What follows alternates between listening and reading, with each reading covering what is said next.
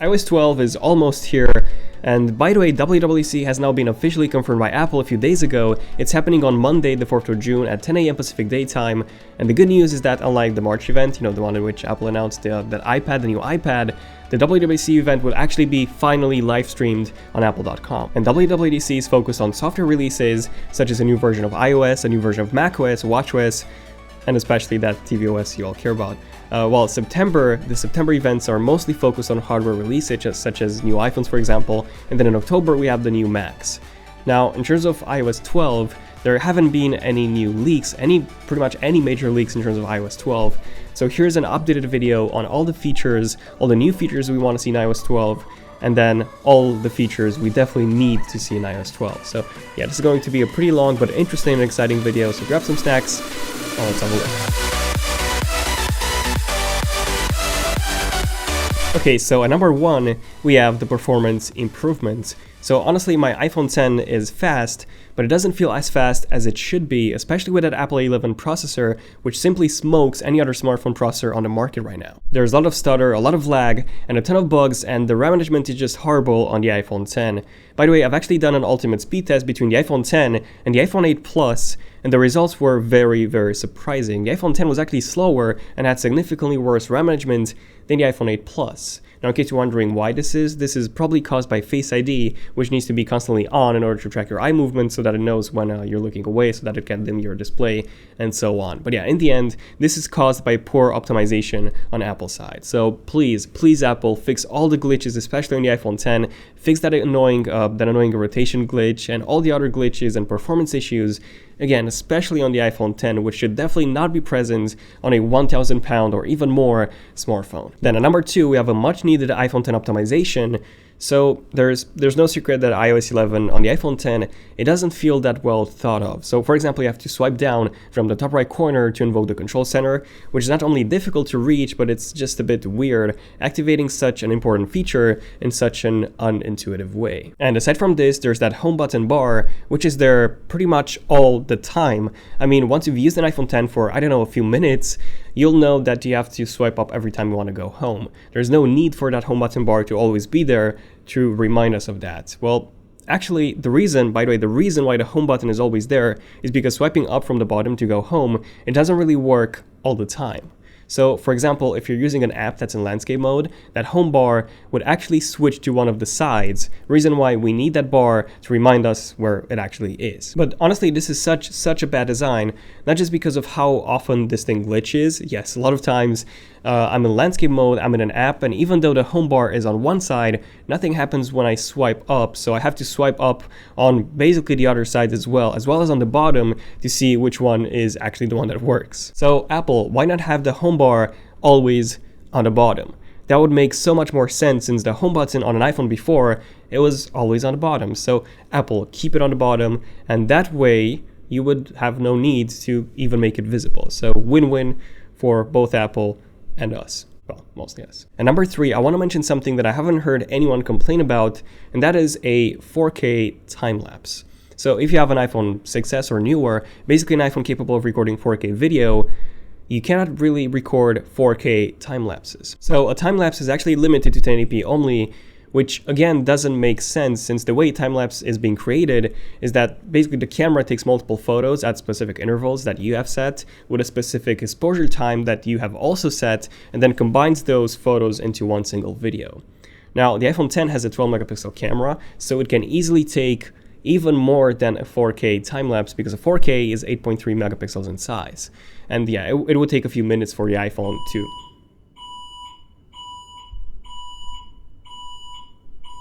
So yeah, guys, that was the fire alarm. So yeah, day 1, literally one of the lights broke.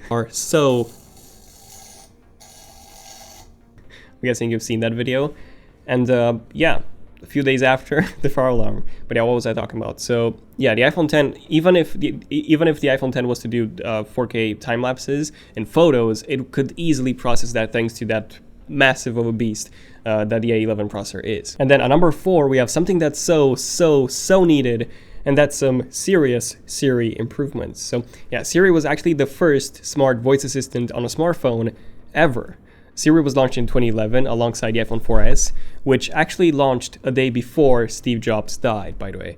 And one of the main features of the iPhone 4S was Siri. And at that time, it wasn't just the world's most advanced voice assistant there was, but it was literally the only one on a smartphone as well. Then Google launched their own voice assistant as well, along with a ton of other companies. And fast forward 7 years later, and Siri is now actually one of the most outdated voice assistants on the market. Google Assistant can understand a ton of different accents. You can actually have a proper conversation with the Google Assistant. You can even ask it to do multiple things in the exact same sentence, such as turn the lights off, wake me up at a specific hour, where Siri gets confused when asked any of those at the same time. So please, Apple, work on Siri, make it the most advanced assistant out there, because at the moment, Siri is 2 to 3 years, if not even more, behind the Google Assistant. I'm getting amused by it. Still by that fire alarm. That was pretty funny. Like for that fire alarm. That was pretty cool, and we'll make it happen again. Why not? Hopefully. No, hopefully it doesn't happen. And one of the long requested features for iOS is actually split screen support. So basically the ability to use multiple apps, well, 2 apps in most cases at the same time, splitting the display in half. Now this is extremely useful for when you're, let's say watching a video and you want to take some notes, but your iPhone is the only device that you have around.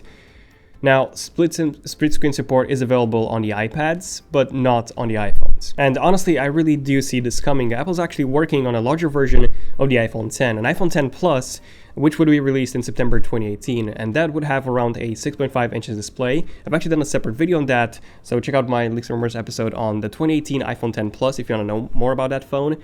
But yeah, long story short, this iPhone 10 Plus would actually come with iOS 12 out of the box. And thanks to that pretty massive 6.5 inches display, which would be almost the same size as an iPad mini, almost, that's 7.8, split screen multitasking would be easily, or at least should be easily doable on that iPhone. Now, would this feature be coming to the iPhone 10, the 5.8 inches iPhone 10, or the 5.5 inches iPhone 8 Plus?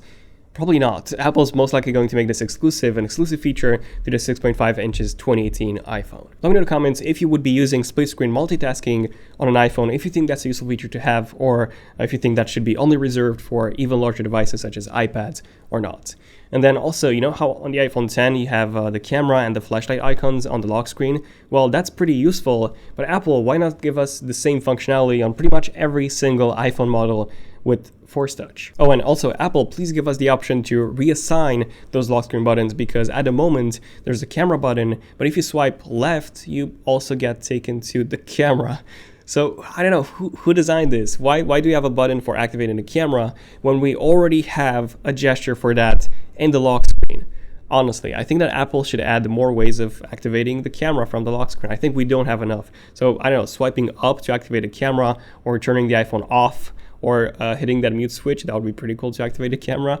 Obviously, I'm joking, but I don't know. At this point, it feels like Apple's not really, they're just slamming in features without actually thinking if that's, the best thing to do or not. Then at number 7, we have dark mode. So this has been talked and requested so many times, a true dark mode for the iPhone 10. Now, why just the iPhone 10? Well, the iPhone 10 has an OLED display, meaning that when the pixels show black, the pixels are actually turned off entirely, and therefore they consume no power. On an LCD display, you always have a backlight, even for showing black, which basically means that you would not only consume more power, but a black, it won't be a true black, it would be more of like a gray.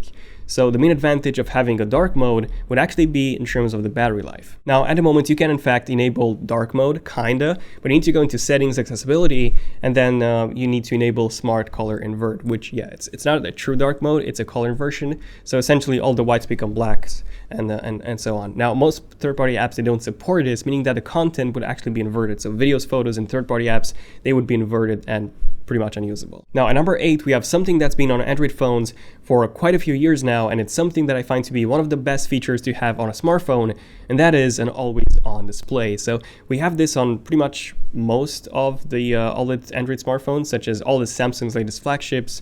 We have it on the Google Pixel 2, Pixel 2 XL, and many more. So essentially, since this is an OLED display, and like I said before, only the pixels that don't show black consume power, you can have the time, you can have your recent notifications, you can have pretty much anything you want on the lock screen in black and white all the time, even in color on some Samsung phones. No need to tap on your display to wake it up. And this could easily be coming to the iPhone 10, as well as even some older iPhone models that come with an LCD display. So for example, if you look at the LG G7, LG G6, G5, they do feature an always-on display, even though they actually come with an LCD display instead. So that does consume more power, obviously, but it's an extremely useful feature to have. Next up, we have the ultra low power saving mode. So this is something we have on some OLED Android smartphones. It's essentially a toggle that actually turns on dark mode across the entire system. It lowers the CPU clock and also turns your smartphone into a dumb phone in order to make your battery last much longer. So for example, you can even get a full week of battery life if you enable this on your smartphone. And of course that would be limited in terms of what apps you can actually use. But if you're in an emergency situation, or I don't know, you're out camping in the woods or something, and you need every single extra juice of battery you have left, then this is an amazing feature to have. Now, these were the main features that we want to see in iOS 12, but there's so many more. For example, at number 10, we have AirPlay 2 that still hasn't been added in iOS 11. This was a feature that was promised a year ago, and we still don't have it. And the same thing applies to number 11, which is iMessage in the cloud. Yes, we're still waiting for iMessage to support Cloud Sync, which is crazy. Honestly, iMessage is literally the only major messaging app on the planet that still doesn't support Cloud Sync. And same as AirPlay 2, iMessage in the cloud was promised by Apple with iOS 11. And we're almost at iOS 11.4. It's still not there. So I don't know, it might be coming in iOS 12, I mean most likely, but it should have been included with iOS 11 as Apple promised. And something that I definitely want to see is a full iOS redesign with iOS 12. Now, we've actually had many reports that this won't be happening with iOS 12, only with iOS 13, so next year instead, because with iOS 12, Apple will be focusing mostly on performance improvements, optimizations, and bug fixes rather than redesigning the entire UI. But basically, the design that we have right now, that was actually introduced with iOS 7 5 years ago. And that was literally the first and the only redesign that we ever got in terms of iOS. Now, in the WWDC event invite, we've actually seen a lot of 3D shapes, and these could indicate to a major iOS redesign that's coming. But again, most reports have said that Apple won't be doing that until iOS 13, so chances are pretty slim. And something that I really hope that Apple will be adding in iOS 12 or later, hopefully iOS 12, is mouse support for the iPad. But wait, why? Why do we need mouse support for the iPad? Well, Apple's trying to sell the iPad Pro as a full laptop replacement, and I've tried using it as my only computer, and while it's actually possible for most people to do that, the main issue that I've actually had was, well, it wasn't that comfortable to use with one hand. I mean, basically, I had to obviously hold my hand up when scrolling. That wasn't comfortable, and mouse support is something that it would be amazing for an iPad to have, especially since iPhones and also iPads, they already support Bluetooth keyboards already. And please Apple, give us more iCloud photo storage. Apple's still only giving you 5 gigabytes of free iCloud storage, and that's not just for photos, that's for literally everything, app data, backups, documents, pretty much everything, 5 gigabytes. And then Google, on the other hand, is giving you unlimited photo and video storage, unlimited up to 12 megapixels for photos and 1080p for videos, not 4K. But still, unlimited versus 5 gigabytes. And of course that I've obviously switched to Google Photos about 2 years ago. I've never looked back, and you should do the same. Trust me, it's really good, you won't regret it. It's that good, try it. Hashtag not sponsored by Google. Other than that, there's only 2 small features that I would personally want to see in iOS 12. The first one is number 15, FaceTime group calls, because same as with iMessage cloud support, FaceTime is one of the last remaining video chat services that still doesn't support group voice chat. And then finally, number 16 is a weird one, shake to undo. So I'm not sure how many of you noticed, but if you want to undo a word or something that you've typed, or I don't know, an action that you've done in an app, you literally have to shake your iOS device, whether it's an iPhone or an iPad. It basically works in the exact same way. You just shake it. And if you want to do something that's more than just one word, this would get very frustrating, since you have to shake, wait, and then hit undo every time you want to go back one word or one action. So please, Apple, give us a keyboard shortcut or an on-screen button for that, especially on iPhones where we don't have a larger keyboard or a dedicated keyboard such as the Apple Smart Keyboard, on which you can actually do Command Z. There we go. These were my 16 features that I really want to see in iOS 12. I tried keeping this list short and also close to what Apple might be doing or fixing in iOS 12, instead of speaking of really cool features such as on-screen widgets or turning your iPhone into a Mac, which would be pretty cool. That would be awesome to have, but that won't be happening anytime soon. But yeah, definitely subscribe if you want to see more cool videos like this one, and also don't forget to enable notifications by tapping on that bell icon. Hit that bell, you'll be notified when a new video comes out. And let me know in the comments, what do you want to see in iOS 12 personally? What features do you want to see a redesign? Let me know what's your main issue with iOS 11 at the moment. And also, feel free to give this video a like if you've enjoyed it, to let me know. I'm Daniel, and yeah, I'll see you guys in my next one. Thank you for watching until the end. Hopefully, no lights will break. Yeah, I made some improvements, by the way, in terms of the actual lights. Let me know in the comments how does this look compared to the previous videos. Yeah, the lighting apparently was it was really bad, according to you guys. So, a few improvements in this video. Let me know if you want me to change something else. But yeah, this has been pretty much it. I'm Daniel, and I'll see you guys in my next one. Son of Tech, signing out. Cheers.